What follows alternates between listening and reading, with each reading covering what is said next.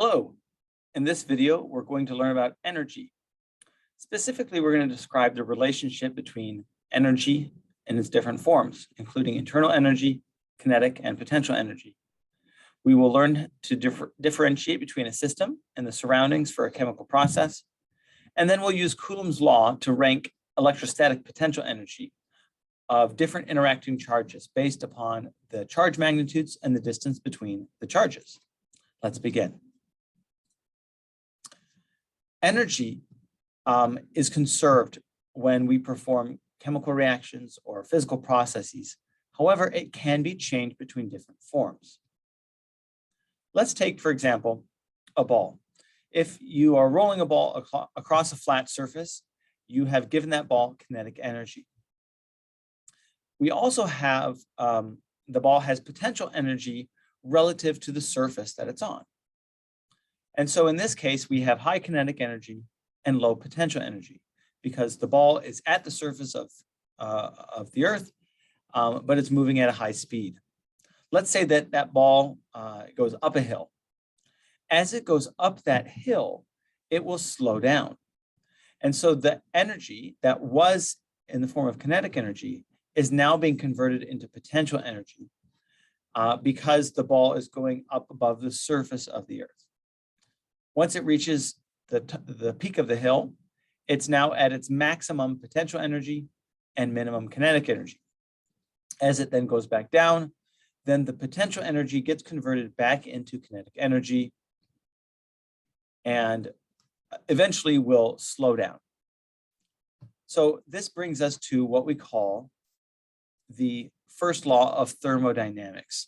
Thermodynamics is simply the study of energy and how energy changes. And the first law of thermodynamics states that energy cannot be created or destroyed, but it's only converted between forms. And we'll see that this holds true in all cases, except for very rare circumstances in nuclear chemistry. When we talk about energy, we frequently need to define our system and compare that to the surroundings. So our system is the subset of material or things that we care about relative to its surroundings.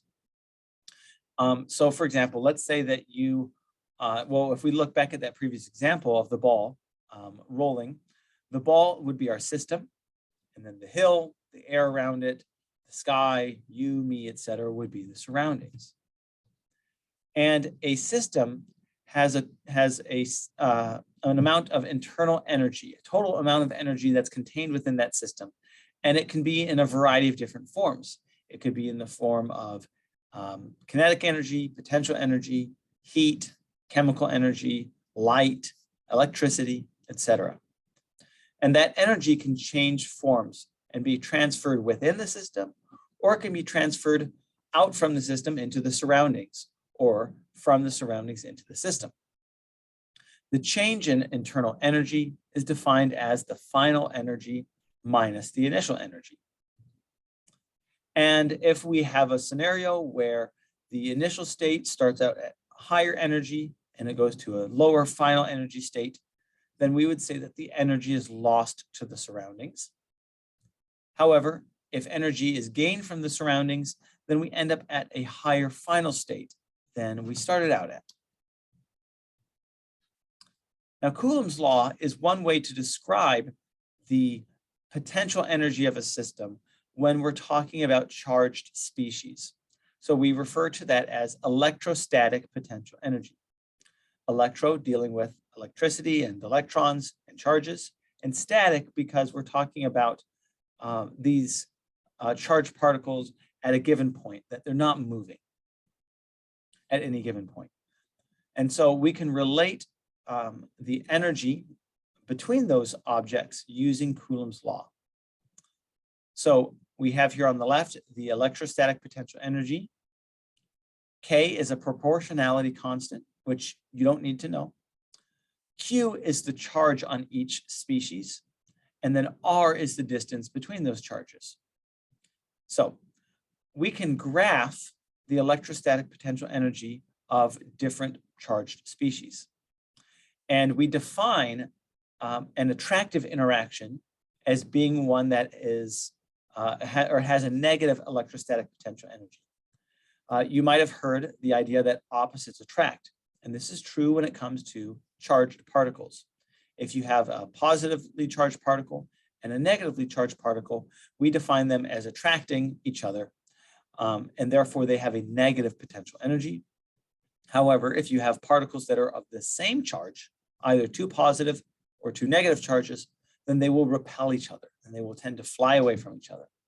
So if we plot the energy, the electrostatic potential energy of two positively charged particles or two negatively charged particles, we see that at a low distance, here on the left side of the graph, there's a very high level of repulsion.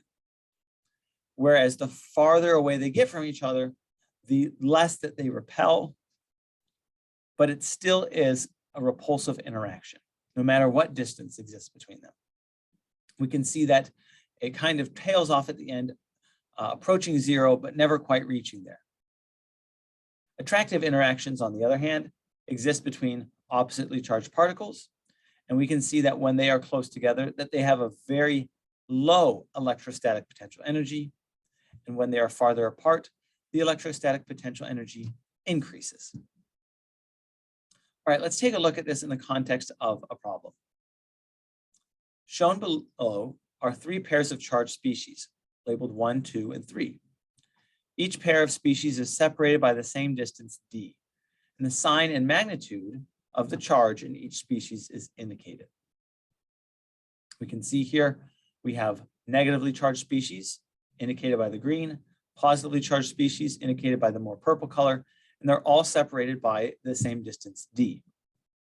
So what we want to do here is rank the pairs in order of increasing electrostatic potential energy. So we want to put the lowest potential energy on the left and the highest potential energy on the right. We would use Coulomb's law for this. I'd like you to pause the video and try this question on your own, and then come back and I'll walk you through it.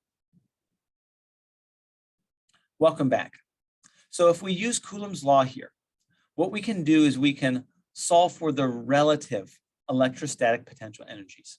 Since we don't actually know the constant K, we can't solve for the actual values, but what we can do is we can plug in the values for each system. So for system number 1, we have a negative charge of 1 and a positive charge of 1 over some distance d. When we simplify, we get that the electrostatic potential energy would be equal to -1 times K over D. The K and the D do not cancel out because we don't have the actual values for them. For the second system, we do the same thing, except now we plug in a -3 for one of the charge and a -1 for the other charge. When we multiply this together, we see that we would get a +3 times K over D. Then for the third system, we have a -2 charge and a +1 charge. We plug those values in and we would simplify to get a -2 times K over D. Now, you might be wondering, how did I determine which charge goes on the left and which charge goes on the right? In other words, which charge is Q1, which charge is Q2? Since we're multiplying them together, it doesn't matter which one you define as which. So if we rearrange these now, think about them in terms of their absolute values, or their relative values, excuse me. We see that system number 3 is the lowest. It has a value of -2 times K over D. Whereas system number 2 is the highest. It has a value of 3 times K over D. What that means then is that since 3 is our lowest and 2 is our highest, we would have a final answer of E. So that's it for this video. Thanks for watching and have a great day.